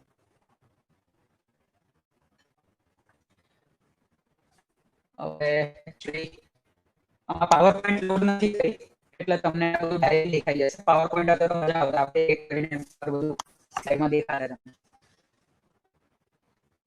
23-year-old boy with diarrhea emergency માં આવ્યું. Initial ABG માં pH 7.23, bicarbonate 10, PCO2 23, NN gap 13. આપણે ઓલરેડી જોઈ લીધું છે, બરાબર? કોમ્પન્સેટરી મેટાબોલિક એસિડોસિસ છે. તો સિમ્પલ ચાલુ કરીએ આપણે પહેલા. હવે 45-year-old male present to emergency with breathlessness for 3 days. pH 7.35, PCO2 60, PO2 57, bicarbonate 31. તો pH 7.35 એટલે સ્ટેપ 1. વેલિડિટી વધારે નોર્મલ છે અઝ્યુમ કરી. તો સ્ટેપ 1 શું છે? Acidity. Step 2 respiratory. Step 3 compensation check કર્યું. કોમ્પન્સેશન બરાબર છે અને pH ની નિયર નોર્મલ છે, એક્સ્ટ્રીમ નથી. એટલે આપણા રેશિયો પ્રમાણે 0.25 આવે છે, ક્રોનિક છે. એટલે ક્રોનિક રેસ્પિરેટરી એસિડોસિસ. બરાબર? પહેલા જેટલું અઘરું લાગતું તો હવે એટલું ઈઝી લાગે છે ને. હવે 80-year-old man who has confused and complained of breathlessness for 1 week. Patient also has hearing problem and patient has consulted 3 ENT doctor in past. Family denies any medication history. હવે ઇમરજન્સીમાં આવ્યો, તમે ખાલી એબીજી કર્યો ને આટલી હિસ્ટ્રી છે તમારી પાસે. એબીજીમાં પીએચ 7.53 એટલે આલ્કલોસિસ. CO2 ઓછું છે, બાયકાર્બોનેટ ઓછું છે એટલે રેસ્પિરેટરી આલ્કલોસિસ છે. NN gap check કર્યો તો 23 છે એટલે high NN gap metabolic acidosis with respiratory alkalosis છે. તો સાના લીધે હોઈ શકે? આ ડેલ્ટા ગેપ જોયો કોઈ?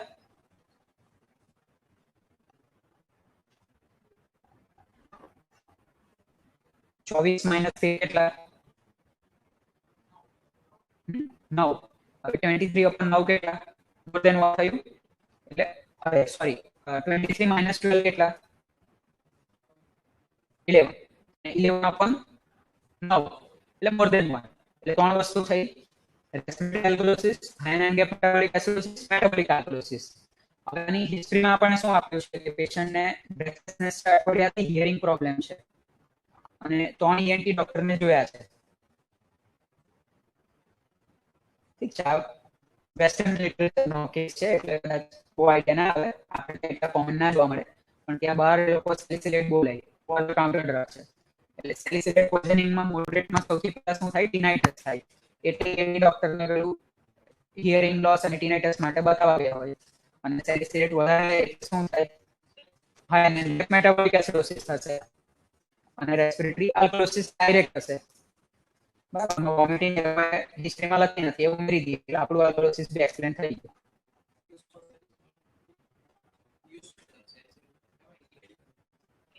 આ પેઇન એસિટલ સેલિસિલિક એસિડ એસ્પિરિન આપણે બ્રુફેન વાપરીએ. હવે 23-year-old AIDS patient came with weakness and severe diarrhea. Patient is severely dehydrated. pH 7.25 છે એટલે એસિડોસિસ. ફર્સ્ટ સ્ટેપ વેલિડ છે, ગણી લીધું. CO2 ઓછું, બાયકાર્બ ઓછું એટલે મેટાબોલિક એસિડોસિસ. ઓકે, હવે એનું compensation 1.5 into 11 plus or minus 2.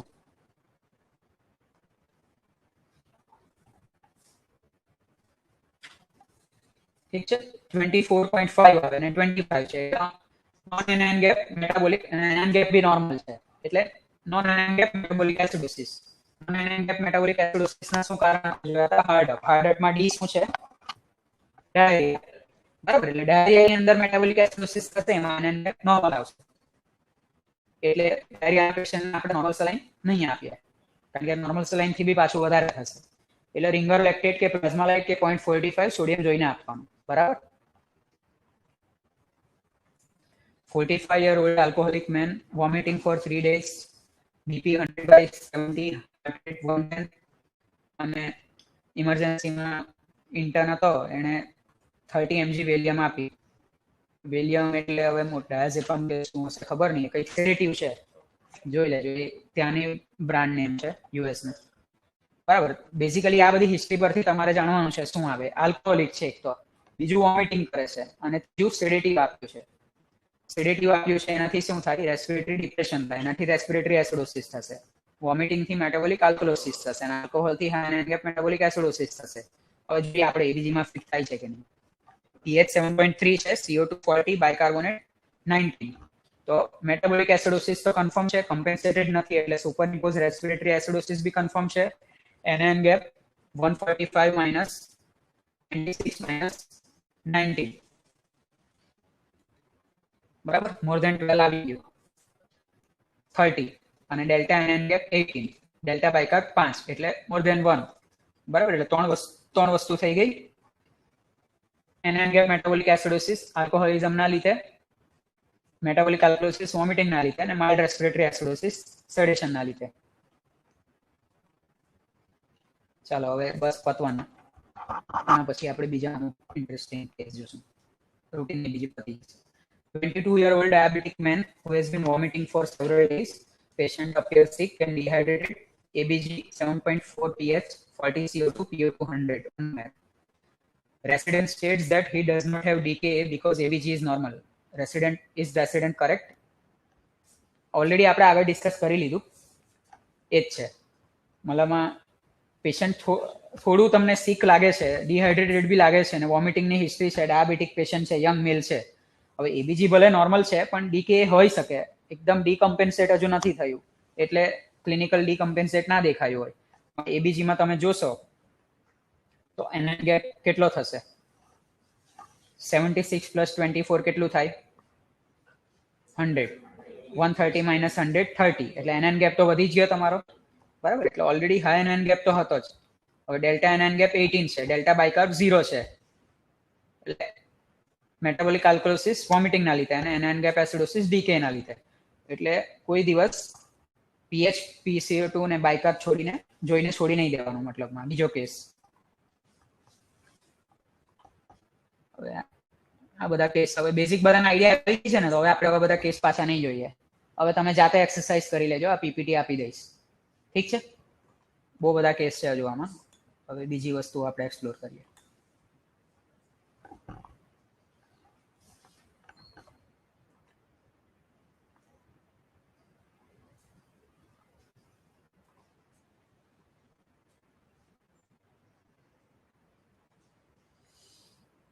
હવે આર્ટરિયલ બ્લડ ને વિનસ બ્લડ ડિટેલમાં નહીં જઈશું પણ યુઝ્યુઅલી લંગ્સ જો નોર્મલ હોય તો તમારા PO2 સિવાય બહુ ખાસ ફરક નહીં પડશે બીજા પેરામીટરમાં એટલે અનનેસેસરી આર્ટરી પ્રિક કરવાની જરૂર નથી વીબીજી લો તો પણ ચાલશે ડીકે ના પેશન્ટમાં ખાસ એબીજી ની કોઈ જરૂર નથી ડીકેમાં આપણે શું જોઈએ ઇલેક્ટ્રોલાઇટ જોઈએ પીએચ જોઈએ બાયકાર્બોનેટ જોઈએ એમાં આપણે ક્યાં CO2 ને એમબીકે PO2 ને જોવાનું છે ઓકે એટલે અવોઇડ કરવાનો આર્ટરીને આપણે પ્રિક નહીં કરવું પડે ત્યાં સુધી COPD કે ARDS ના પેશન્ટ સિવાય કોઈ દિવસ એબીજી કરવાનું નહીં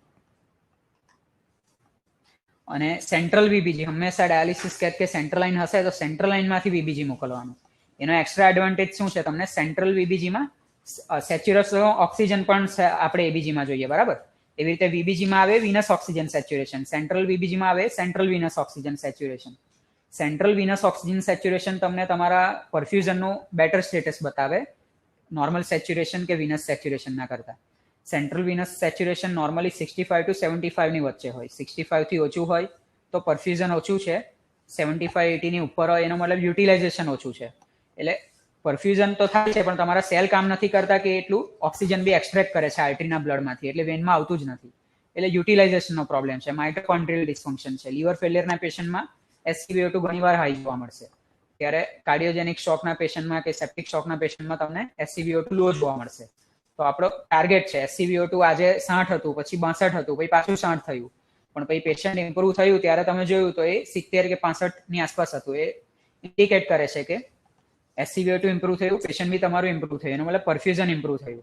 એટલે ક્લિનિકલ સ્ટેટસ કરતા તમને આ અર્લી પ્રેડિક્શન આપે કે પેશન્ટ ઇમ્પ્રુવ થાય છે કે નહીં. એટલે સેન્ટ્રલ લાઇનમાંથી VBG આપણે એટલે મોકલીએ.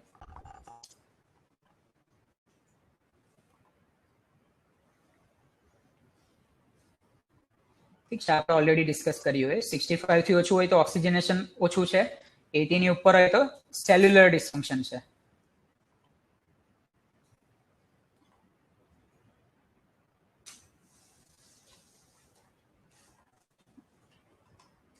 બહુ બધી સ્લાઇડ નેક્સ્ટ કરવી પડશે.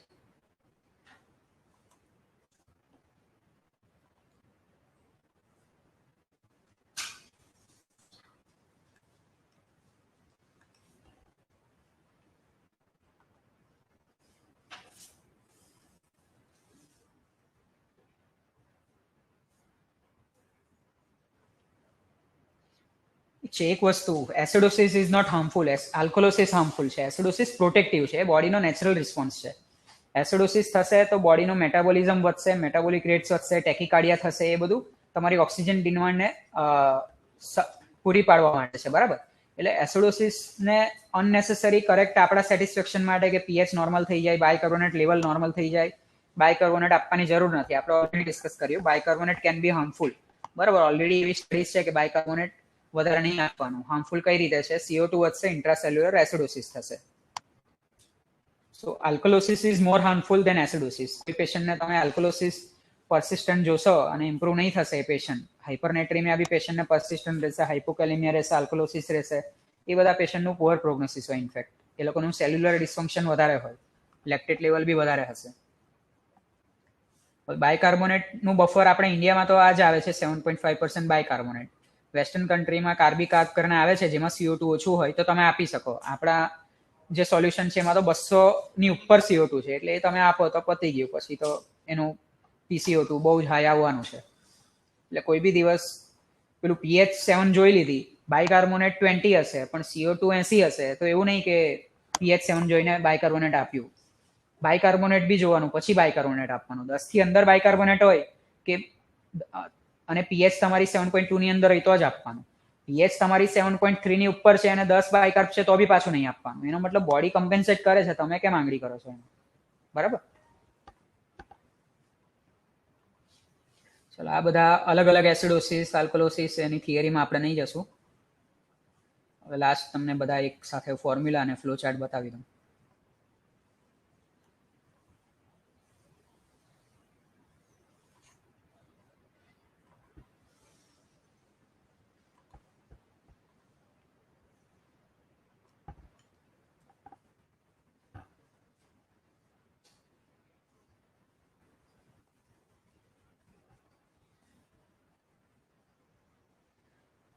બીજી વસ્તુ આલ્કલોસિસમાં. આલ્કલોસિસમાં આપણે શું જોઈએ? યુરિનરી ક્લોરાઇડ જોઈએ.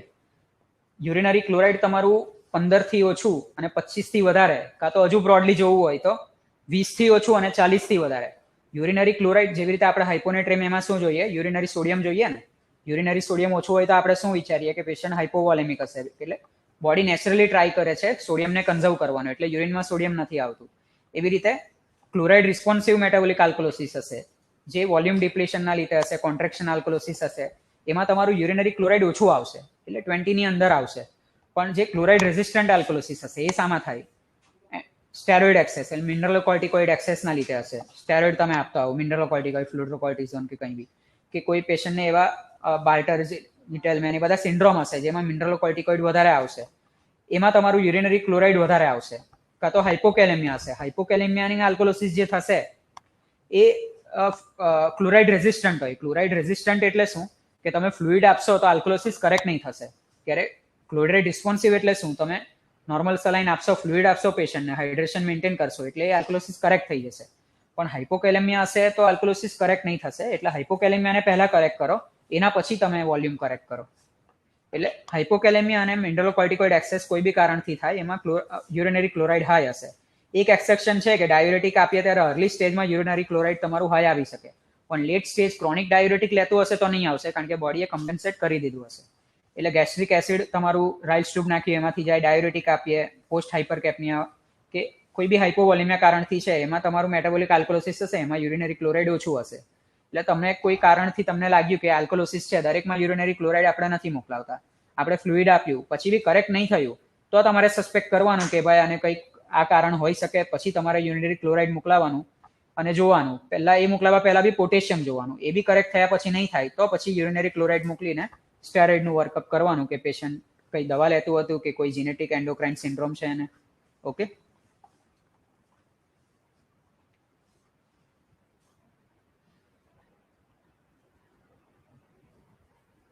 હવે આજ પછી કોઈ બી પેશન્ટને તમે ફ્લુઇડ ચાલુ કરશો તો એનઆઈન ગેપ ને સોડિયમ ક્લોરાઇડ જોઈને જ આપવાનું. સોડિયમ ક્લોરાઇડ હાઈ હોય તો પછી એનએસ નહીં આપવાનું. હવે એ પાછું એક્સેપ્શન હોય, અમુક પેશન્ટમાં આપણે સોડિયમ હાઈ રાખવું પડે. એટલે ન્યુરોના પેશન્ટમાં ભલે તમે આપો, પણ નોર્મલ પછી સેપ્સિસનો પેશન્ટ હોય કે નોર્મલ મેન્ટેનન્સ ફ્લુઇડ હોય એમાં એનએસ ઓછું વાપરવાનું. બરાબર, કાં તો એનએસ અલ્ટરનેટ આરએલ કરી દેવાનું, એટલે એટલીસ્ટ નોર્મલ સલાઇનનો લોડ ના થયા કરે.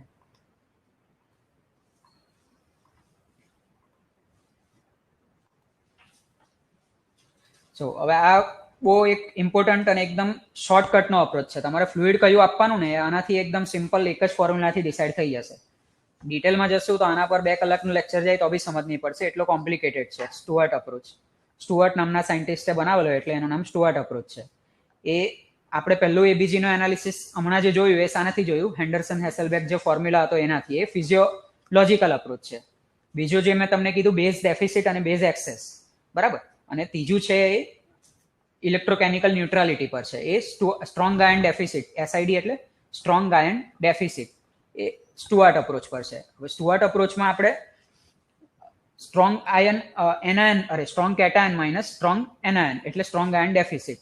સ્ટ્રોંગ આપણા કેટાયન બોડીમાં કયા છે? મેઇન 2 એક્સ્ટ્રા સેલ્યુલર આપણે જે મેઝર કરીએ, સોડિયમ ને પોટેશિયમ. મેઇન તો સોડિયમ. અને નેગેટિવમાં મેઇન કયા છે જે આપણે મેઝર કરીએ? ક્લોરાઇડ. તો sodium plus potassium minus chloride એ તમારે કોઈ બી ફ્લુઇડનું જોઈ લેવાનું. નોર્મલ સલાઇનનું sodium plus potassium minus chloride 0 આવશે, બરાબર. 154 સોડિયમ, 154 નોર્મલ સલાઇન, 0.9% સલાઇન, એમાં સોડિયમ કેટલું આવે?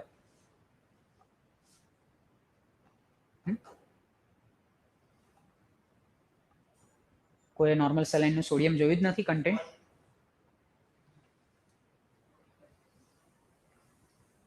Normal saline is not normal, એટલે એમાં વધારે સોડિયમ આવે. કેટલું આવે માધવ? યાર હદ કરે તમે લોકો, તમારે તો સોડિયમ પર ફ્લુઇડ પર લેવો પડશે.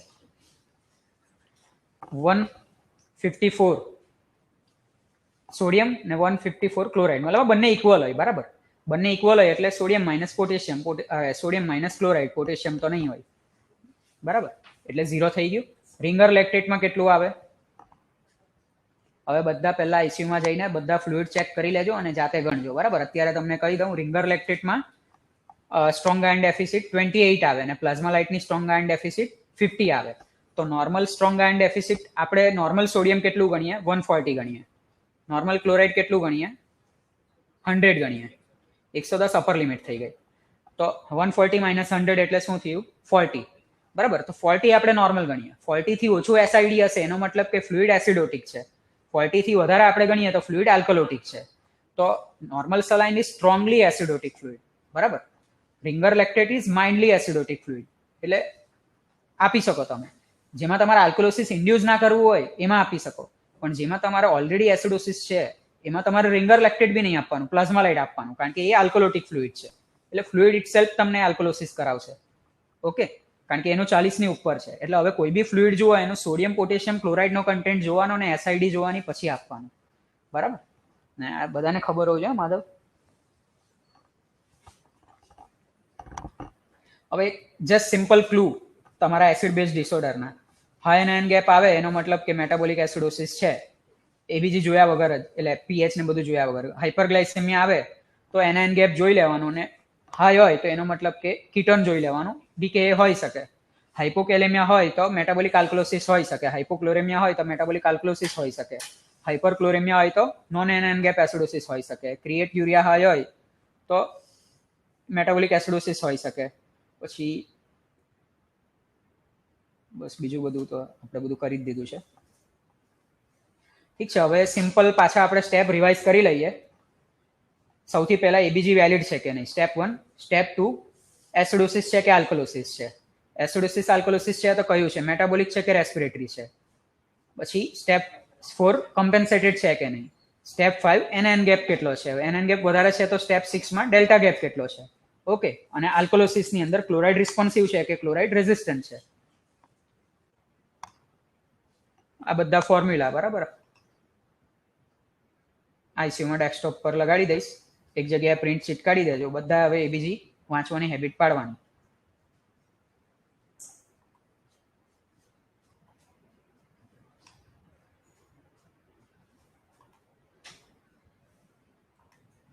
આ મારું ચેપ્ટર છે એ પણ ડેસ્કટોપમાં રાખ્યું છે. એમાં તમને સિમ્પ્લિફાઈડ વેમાં, પ્રેઝન્ટેશનમાં તો બહુ ડિટેલ છે.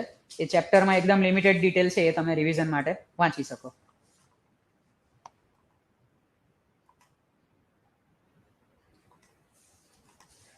આમાં ફ્લો ચાર્ટ નથી આવ્યો. ઉભા હું ફ્લો ચાર્ટ લોડ કરું.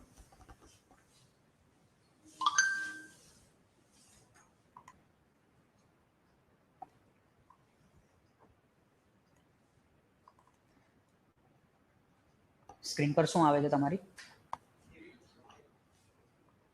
એટલે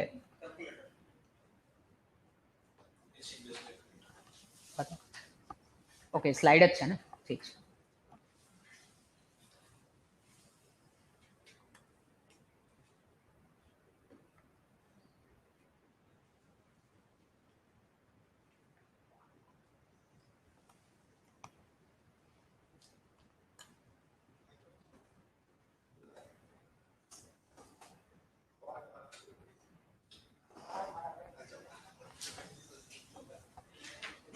જો હવે દેખાયું?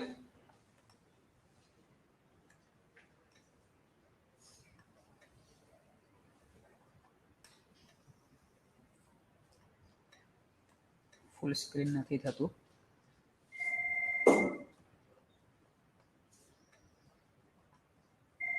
કંઈ નહીં, આ પછી હું આઈસીયુમાં મૂકી દઈશ, એમાં તમે જોઈ લેજો. બીજા એક બે ઇન્ટરેસ્ટિંગ એબીજી ડિસ્કસ કરી લઈએ.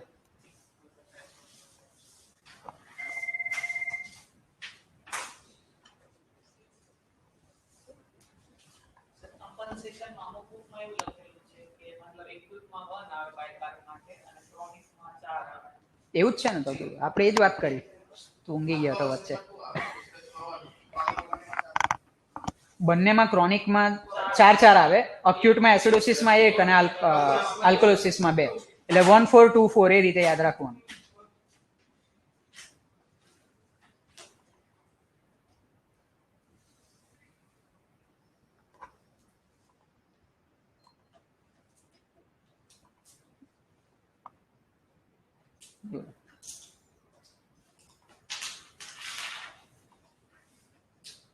બીજા 3-4 એબીજી છેલ્લા ડિસ્કસ કરીને પછી આપણે પતાવીએ.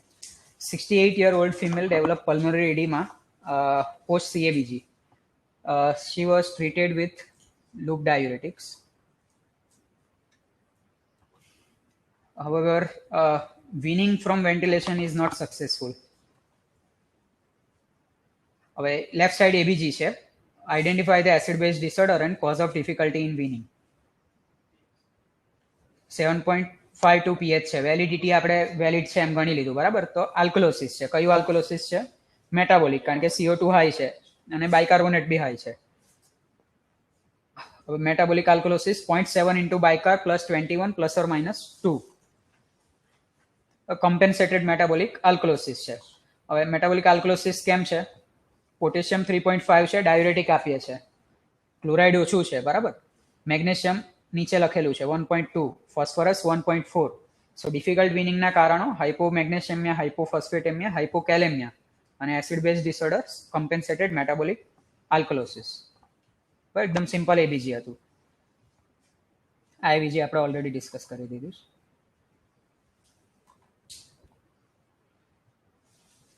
આ બહુ ઇન્ટરેસ્ટિંગ એબીજી છે. You are called to review 18-year-old male who is receiving treatment for bronchial asthma in ER for 3 hours. Concern is persistent hypocapnia. CO2 એનો ઓછો જ રહે છે અને પેશન્ટ થોડો ટેકિપનિક છે અને થોડી રોંકાઈ છે અને સિરિયલ એબીજી 8 વાગ્યાનું અને 11 વાગ્યાનું એ લોકોએ મૂક્યું છે. 8 વાગે ERમાં આવ્યું, 3 કલાક ER વાળાએ મહેનત કરી અને પછી 3 કલાક પછી પાછું એબીજી જોયું તો કંઈ ફાયદો થયો કે નહીં એ આપણે જોવાનું છે. ER વાળાએ બરાબર મહેનત કરી કે નહીં. જો 8 વાગ્યાનું એબીજી જુઓ, પીએચ 7.50 અને 11 વાગે પીએચ 7.39, PCO2 30 બંને ટાઈમ સરખું જ છે અને બાયકાર્બોનેટ 23 હતું 8 વાગે અને 17.9 હતું 11 વાગે. તો 8 વાગ્યાનું હતું એ શું હતું? રેસ્પિરેટરી આલ્કોલોસિસ સાઇડ હતું અને 11 વાગ્યાનું છે એ મેટાબોલિક એસિડોસિસ સાઇડ છે. લેક્ટેટ 1.1 હતું 8 વાગે અને 11 વાગે 2.2 છે. તો લેક્ટિક એસિડોસિસ છે બેસિકલી, બરાબર. હવે 4 ક્વેશ્ચન છે. એક તો ઇન્ટરપ્રિટ એ ગ્રેડિયન્ટ. એ ગ્રેડિયન્ટ શાના માટે આપણે જોવાનો હોય કે લંગ્સ નોર્મલ હોય તો એ ગ્રેડિયન્ટ 10 થી ઓછો હોય. એટલે તમારું કોઈ બી પેશન્ટને હાઇપોક્સિયા હોય, આનું PO2 જુઓ 80 હતું અને 11 વાગે 175 થઈ ગયું છે. તો હાઇપોક્સિયા પેશન્ટને છે એ લંગ્સ ખરાબ છે એના લીધે છે કે હાઇપોવેન્ટિલેશનના લીધે છે. એટલે કોઈ પેશન્ટ શ્વાસ ઓછું લે. હવે પેલી આપણે આઈસીયુમાં હમણાં એક પેશન્ટ છે જેનું ચેસ્ટ ક્લિયર છે, SSCT-માં કંઈ નથી પણ હાઇપોક્સિયા થાય છે. એટલે એને હાઇપોવેન્ટિલેશનના લીધે હાઇપોક્સિયા છે. એટલે તમે એબીજીમાં એ ગ્રેડિયન્ટ ચેક કરશો, એ કઈ રીતે કરવાનો એ આપણે અલગથી પછી ડિસ્કસ કરશું. પણ એ ગ્રેડિયન્ટ કેલ્ક્યુલેટરમાં અમુક વેલ્યુ તમે નાખી દેશો એટલે બાય ડિફોલ્ટ કેલ્ક્યુલેટ કરી દેશે. એટલે 10 ની અંદર હશે તો એ લંગ્સ નોર્મલ છે. 10 થી વધારે છે એનો મતલબ વેન્ટિલેશન પરફ્યુઝન મિસમેચ છે, એટલે લંગ્સ નોર્મલ નથી. કાં તો વેન્ટિલેશનમાં ગડબડ છે, ડેડ સ્પેસ છે, ક્યાં તો પરફ્યુઝનમાં ગડબડ છે, સન્ટિંગ છે. તો એની ડિટેલમાં નહીં જતા આપણે બીજો સવાલ આવીએ. Identify acid base disorder. કયો એસિડ બેઝ ડિસઓર્ડર છે? ઓલરેડી આપણે નક્કી કરી દીધું ને. પહેલા રેસ્પિરેટરી આલ્કલોસિસ હતું અને પછી મેટાબોલિક એસિડોસિસ હતું અને લેક્ટેટના લીધે છે. હવે ત્રીજો સવાલ છે અને ચોથો સવાલ છે, એના આન્સર ઇમ્પોર્ટન્ટ છે. બોલ માધવ, અસ્થમા ઇમ્પ્રુવ થયું કે નહીં અને CO2 કેમ ચેન્જ નહીં થયું? બોલો. એને ચા પીવી હોય જવાબ આપે.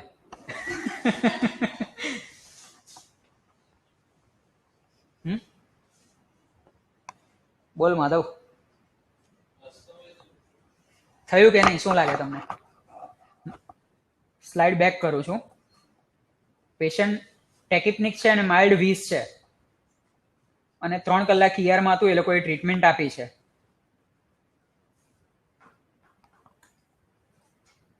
હિન્ટ હજુ આપું, PO2 80 નો 175 થયો છે અને રેસ્પિરેટરી આલ્કોલોસિસ સબસાઇડ થઈ ગયું છે. અસ્થમામાં રેસ્પિરેટરી આલ્કોલોસિસ કેમ થાય? હાઇપરવેન્ટિલેશન. તો એ ઇમ્પ્રુવ થયું એનો મતલબ કે અસ્થમા ઇમ્પ્રુવ થવું જોઈએ, બરાબર. ઓક્સિજનેશન ઇમ્પ્રુવ થયું એક તમારું, PO2 ઇમ્પ્રુવ થયું અને બીજું રેસ્પિરેટરી આલ્કોલોસિસનો કમ્પોનન્ટ ઓછો થયો.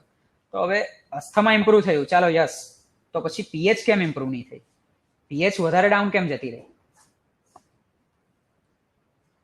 અસ્થમામાં શું કર્યું હશે ER વાળાઓએ? નેબુલાઇઝ આપ્યું હોય. તો સાલ્બ્યુટામોલ થી લેક્ટિક એસિડોસિસ થાય, બરાબર. સાલ્બ્યુટામોલ થી એટલે અને સાલ્બ્યુટામોલ થી હાઇપોકેલેમિયા પણ થાય, એ પણ યાદ રાખજો. ટ્રેમર બી થાય. એટલે આ બધી સાઇડ ઇફેક્ટ જે કોઈ જોતો ના હોય, અંડરલુક સાઇડ ઇફેક્ટ છે, આ બધું ધ્યાન રાખવાનું. તો આ પેશન્ટમાં લેક્ટિક એસિડોસિસ સાલ્બ્યુટામોલના લીધે થયું અને અસ્થમા ઇમ્પ્રુવ થયું છે. કેમ? કારણ કે ઓક્સિજનેશન ઇમ્પ્રુવ થયું અને રેસ્પિરેટરી આલ્કોલોસિસ ઓછું થયું. હવે મેટાબોલિક એસિડોસિસના લીધે રેસ્પિરેટરી કમ્પેન્સેશન થયું છે એટલે તમારું CO2 એટલું ને એટલું જ રહ્યું. ઓકે. અને એ ગ્રેડિયન્ટ એ લોકોએ ફોર્મ્યુલામાંથી જો આપણે કેલ્ક્યુલેટ કરીએ તો પહેલા 239 હતો, જે હવે 150 થયો, એટલે ઘટ્યો છે પહેલા કરતા.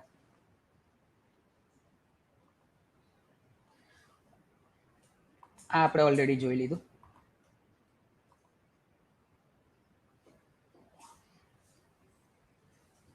આ આપણું એબીજી છે. એબીજી ઓફ ધ યર કે એબીજી ઓફ ધ ડિકેડ કહી દઈએ. એકદમ મસ્ત એબીજી છે. 56-year-old female with history of admission for anemia and received multiple blood transfusion in periphery in last 6 months. Past history કોઈ નહીં હતી, ખાલી મલ્ટિપલ ટાઈમ બ્લડ ટ્રાન્સફ્યુઝન પેરીફેરીમાં ગામડામાં લીધા હતા. એલ્ડરલી ફિમેલ છે, બરાબર. હવે આઉટસાઇડ એડમિશન થયું હતું એનું હમણાં આપણે ત્યાં આવવા પહેલા ડાયરિયા અને એનિમિયા માટે, અને પછી બ્રેથલેસ થઈ ગયા એટલે કિરણમાં રિફર કરી દીધી. કિરણમાં રિફર કરી અને આપણે એબીજી જોયું એનું. આ એબીજી છે એનું. આખું એબીજી જુઓ અને મને એનાલિસિસ કરીને બતાવો. જો પહેલા તો એબનોર્મલ ફાઇન્ડિંગ શું છે? પીએચ 7.24 છે, બરાબર? એટલે એસિડોસિસ છે. કયું એસિડોસિસ છે? મેટાબોલિક એસિડોસિસ છે. લેક્ટેટ બી હાઈ છે, બરાબર? એટલે બેઝિકલી મેટાબોલિક એસિડોસિસ છે, લેક્ટેટનો કમ્પોનન્ટ છે, હાઈ અને એન ગેપ હશે અત્યારે.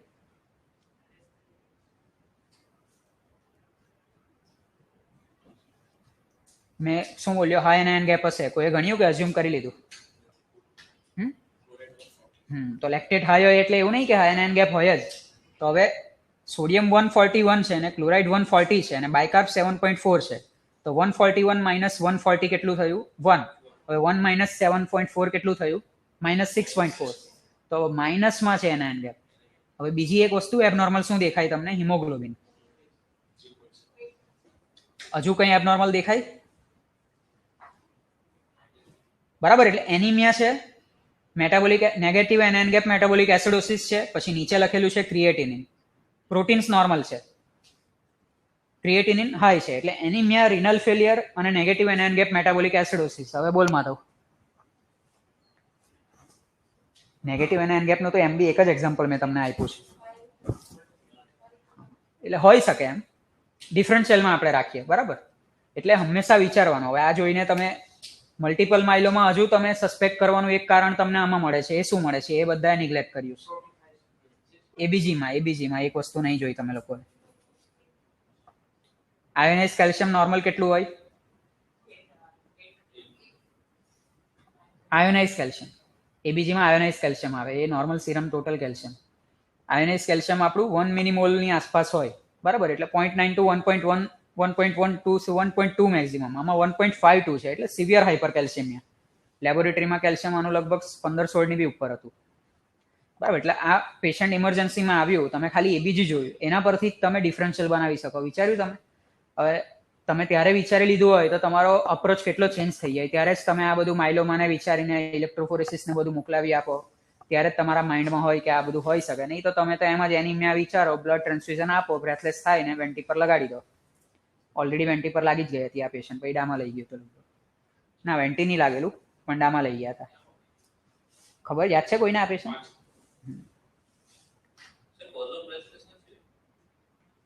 એનિમિયા ફેલિયર કરે ને, એનિમિયા 3 પોઈન્ટ સિવિયર એનિમિયા છે.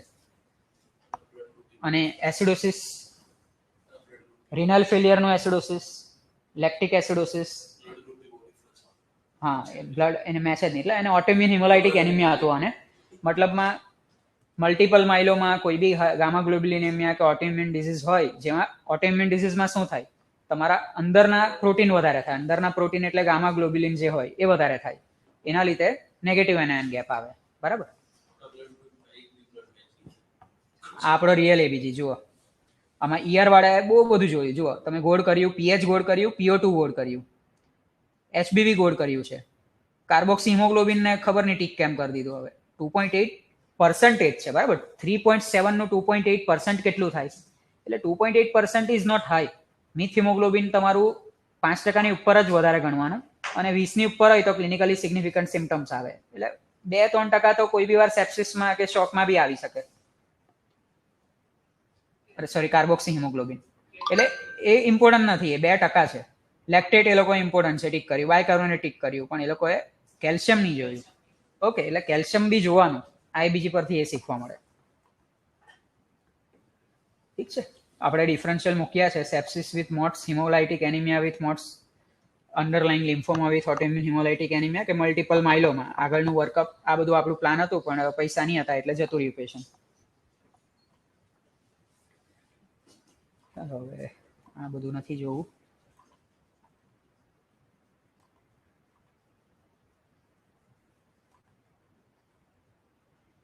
ઓકે, ચાલો. તો કોઈને કઈ ક્વેશ્ચન તમારા સિવાય બીજા કોઈ ઓનલાઈન છે? Any queries to anyone?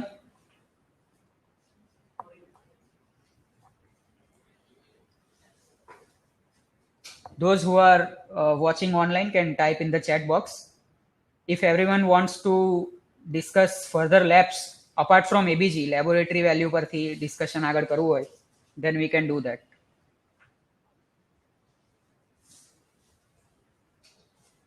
કેટલા લોકો છે?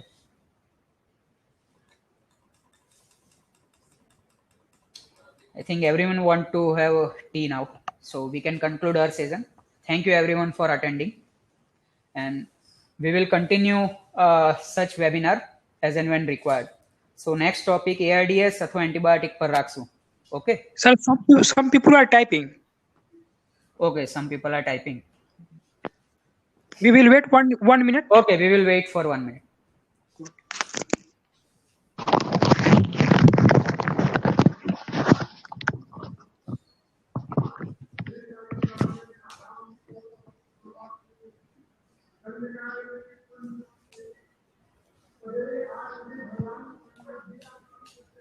તમે કોઈ નહીં ટાઈપ કરતા ને? So shall we conclude?